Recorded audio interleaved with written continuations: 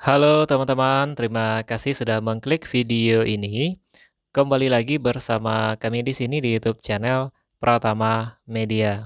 Oke, teman-teman, pada kali ini kita lanjutkan kembali pembahasan soal-soal terkait dengan tes SKD CPNS. Oke, teman-teman, kita langsung saja lihat soal yang pertama. Mahkamah Kehormatan Dewan, kemudian ada badan legislasi, ada badan perencanaan, ada pimpinan, dan juga ada badan pengkajian. Nah, yang termasuk alat kelengkapan DPR adalah A 123, B 234, C 235, D 124, dan E 345. Oke, teman-teman, jadi soal nomor satu ini yang ditanyakan adalah yang termasuk ke dalam alat kelengkapan DPR. Nah, sekarang coba kita lihat satu persatu ya dari 5 badan yang ada di atas ini. Yang pertama ada Mahkamah Kehormatan Dewan ya. Ini termasuk ya, teman. Oke. Berikutnya yang kedua, Badan Legislasi. Ini juga termasuk. Oke. Yang ketiga, Badan Perencanaan. Ini tidak ya, teman-teman. Kemudian yang keempat, pimpinan ya. Ini termasuk.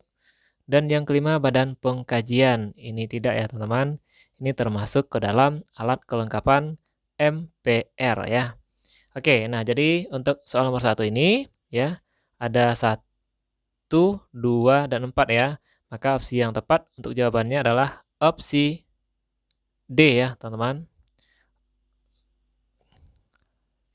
Oke, opsi D. Kita hapus lagi. Oke, jadi opsi D ya, 1, 2, dan 4. Nah, oke teman-teman, sekarang kita lihat pembahasannya. Nah, ini berdasarkan pada pasal 4 ya dalam peraturan DPR RI nomor 1 tahun 2020 tentang tata tertib DPR RI menyebutkan bahwa DPR memiliki 3 fungsi ya. Yang pertama legislasi, kemudian yang kedua anggaran, dan yang ketiga pengawasan. Nah, fungsi-fungsi tersebut dilaksanakan oleh alat-alat kelengkapan DPR RI ya yang berwenang ya. Di mana ketiga fungsi tersebut juga tercantum di dalam pasal 20A Amandemen Undang-Undang Dasar 1945. Adapun alat kelengkapan DPR yang dimaksud adalah sesuai dengan pasal 23, yaitu tentang peraturan DPR RI nomor 1 tahun 2020 tentang tata tertib DPR RI. Jadi di sini ada 10 poin alat kelengkapan DPR, teman-teman. Yang pertama ada pimpinan, kemudian ada badan musyawarah, ada komisi, ada badan legislasi, ada badan anggaran, ada badan akuntabilitas keuangan negara, ada badan kerjasama antar parlemen, kemudian ada Mahkamah Kehormatan Dewan, ada badan urusan rumah tangga, dan juga ada panitia khusus atau pansus. Nah, inilah yang dimaksud dengan alat kelengkapan DPR RI seperti yang tertuang di dalam Peraturan DPR nomor 1 tahun 2020 tentang tata tertib DPR ya.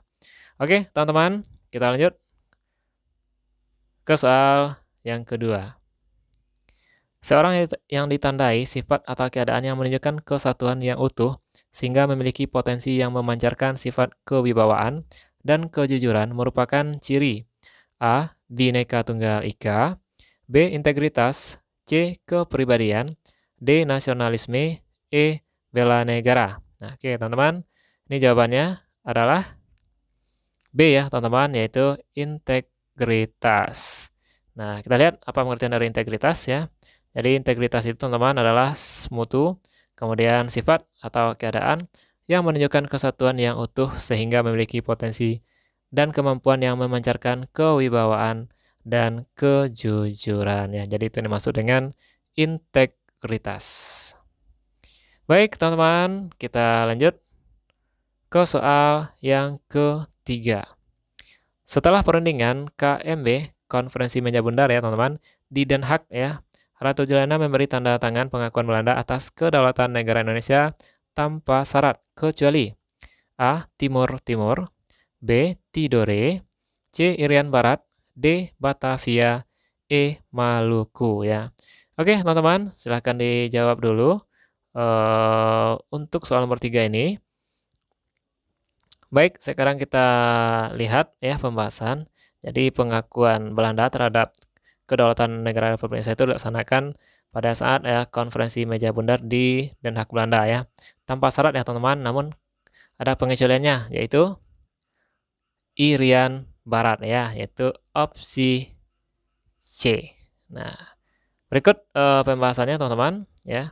Jadi pada Juli 1949 ya, di mana itu dilaksanakan perundingan penting ya teman-teman, konferensi meja bundar yang diadakan di Den Haag ya. Sesudah berunding selama 3 bulan ya, pada 27 Desember 1949, kedaulatan NKRI kita miliki untuk selamanya. Nah, jadi Ratu Juliana memberi tanda tangan pengakuan Belanda atas kedaulatan negara Indonesia tanpa syarat ya, kecuali Irian Barat yang akan dirundingkan lagi dalam waktu setahun setelah pengakuan kedaulatan kepada Bung Hatta yang bertindak sebagai Ketua Delegasi Republik Indonesia di Amsterdam dan juga di Jakarta.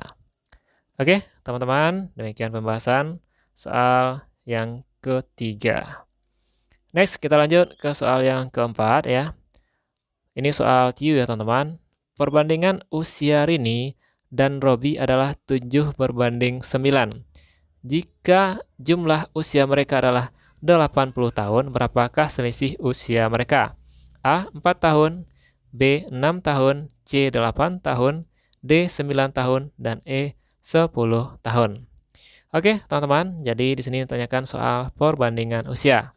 Di mana perbandingan usia antara Rini dan Robi itu perbandingan 7/9 ya, teman-teman. Jadi Rini itu 7, kemudian Robi itu 9 ya. Jadi kalau kita jumlahkan ini menjadi 16. Oke.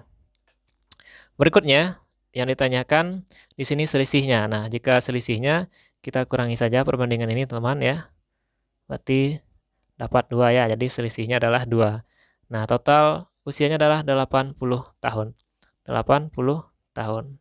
Nah, sekarang yang kita cari adalah yang selisih 2 ini ya, teman-teman. Itu berapa tahun selisihnya? Nah, kita langsung kerjakan saja. Jadi 2 ini adalah selisihnya yang akan kita cari ya, teman-teman. Itu berbanding dengan totalnya 16. Nah, dari 80 tahun. Oke, ini bisa kita sederhanakan ya. 1.